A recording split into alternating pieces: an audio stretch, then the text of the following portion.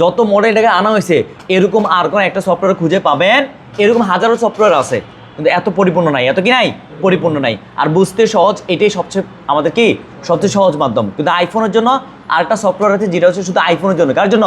আইফোনের জন্য। কিন্তু অ্যান্ড্রয়েডের জন্য এটা বেস্ট, অ্যান্ড্রয়েডের জন্য কি বেস্ট। এখন আমরা এখান থেকে যাবো কই শাওমি। কোথায় যাবো? শাওমি।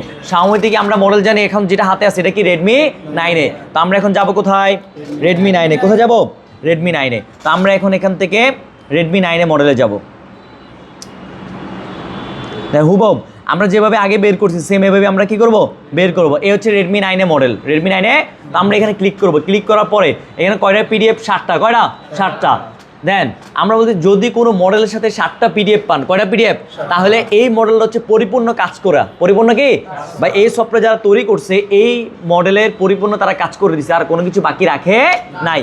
অথবা আপনি 7টা পান নাই, যদি 4টা পান তাহলে আমরা কাজ করতে পারবো। কয়টা? 4টা।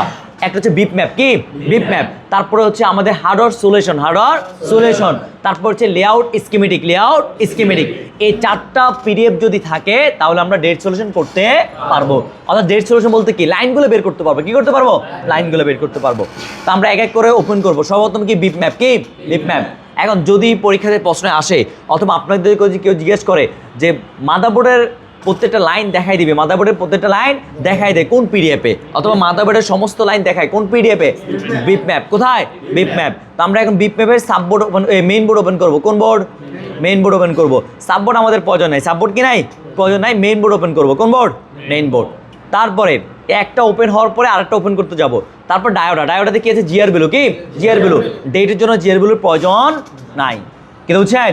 অর্থাৎ লাইন চেক করার সময় জিআর ভ্যালু প্রয়োজন, কিন্তু কোথায় কত ভোল্টেজ কত জিআর ভ্যালু পাবো সেটা তো আমাদের ডায়োডাটাকে দেখার কোনো প্রয়োজন, যদি আপনার প্রয়োজন হলে দেখবেন। কেন? আমরা মূল কনসেপ্ট জানি, আমরা জিআর ভ্যালু চেক করে ডায়োড মোডে, আর পজিটিভ জিআর কত? 300 থেকে 900। এই জন্য এই না যে 300 থেকে 900 ভিতরে থাকবে, 300 নিচে নামতে পারে, 900 উপরও যাইতে পারে। সব বুঝছি না? বুঝি নাই। কিন্তু ম্যাক্সিমাম আমরা পাই কি 300 থেকে 900 ভিতরে, 300 থেকে 900 ভিতরে।